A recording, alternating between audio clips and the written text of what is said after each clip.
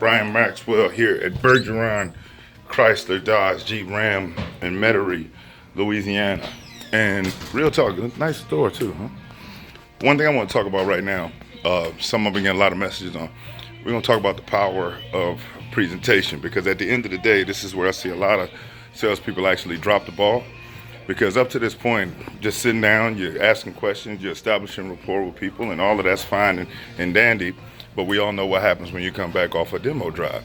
At that point in time, the guest anxiety goes up, their defensive wall goes up. Why? Because everybody anticipates when you come back off the demo drive, it's time to talk turkey.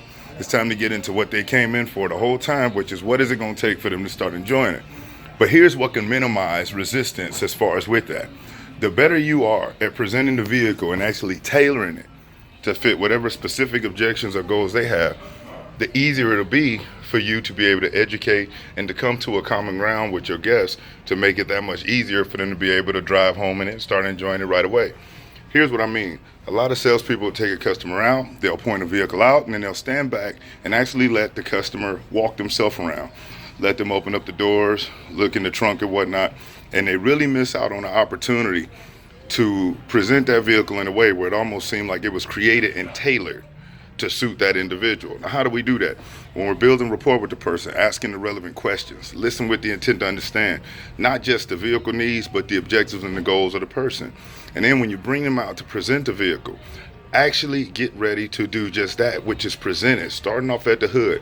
And when you touch on a feature, you want to talk about what the actual feature is, what life was like without it, and how having it can actually benefit them. I'll give an example. Talk about something as simple as just the lights. Let's say the vehicle has LED lights on them and it has the plastic covering on the front. If you want to specifically tailor that feature that seems like it's just so common to fit that individual, where it really piques their emotions and makes them say, yeah, that'll help me, you could do something like this. Individual coming in to buy a vehicle for his family. It's got the LED lights on them, which allow them to see further into the distance and wider across the road. And it also has that protective covering on the front. So how would you present that? You present it as such. Well, ma'am or sir, this right here is the LED lights that come on this vehicle. One of the things that people really do like about it is the fact that it gives much better visibility into the distance and wider across the road. And the protective cover that's on the front is made out of the same exact material that they make motorcycle helmets out of, which means that while you're driving, if a rock hits that, it'll be able to deflect off. The protective cover also minimizes water getting onto your lighting and any bugs getting on your lights, which dim them up. And if you or your wife or your daughter or your son is going to be driving in this vehicle and there's something happening on the side of the road, whether it be a deer grazing, somebody changing a tire, and you need some additional reaction time, the better visibility will help that. I mean, at the end of the day, if you or your family are going to be driving this vehicle, I'm sure you want everybody to be able to see as well as they possibly can and make it home in one piece, right? Right. So you want to be able to present what a feature is, what life is like without it, and how having it benefits them, and then tie it down before you move on to another area.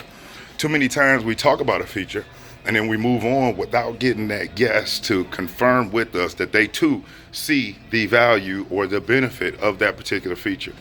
The more specific you are at tailoring your vehicle to fit your particular guest situation, to fit what they got going on, whether it be children are going to be driving in the back seat and has additional airbags, and how that airbag deploying can help, save the lives of one of your children and make sure you all make it home in one piece. And that's important to you, right? And then tying it down. The better you are at that, when it's time to sit down and actually go over the numbers, they can see the value because you built it.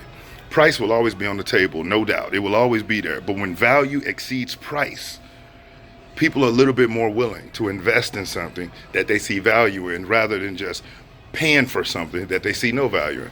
And this is what creates the resistance between the two. So don't rush through your presentation. As a matter of fact, slow down. Take your time. When you're asking questions, instead of just keeping it an interrogation about the car, learn out who your person is. Find out their objectives. Find out exactly what they would like this vehicle to do that their current one isn't doing. Okay? And once you get that, learn how to tailor each particular feature, starting off at the hood, working counterclockwise to allow them to get in the passenger seat so that you drive off the lot. Salespeople should be the first one driving, because how can the customer enjoy the ride if they're starting off driving? They know they don't own it, so they're tense. But by you driving, it gives them a chance to enjoy the ride, mess around with the climate controls, kind of get acclimated. Your route distance should be about 4 miles, okay? all right turns. At about halfway through, you want to pull that vehicle over, take that key, turn it off, allow them to get in, put the foot on the brake and push start, or allow them to get in and put the key in. You want the full experience. And then while you're riding with them, you want to ask trial close questions.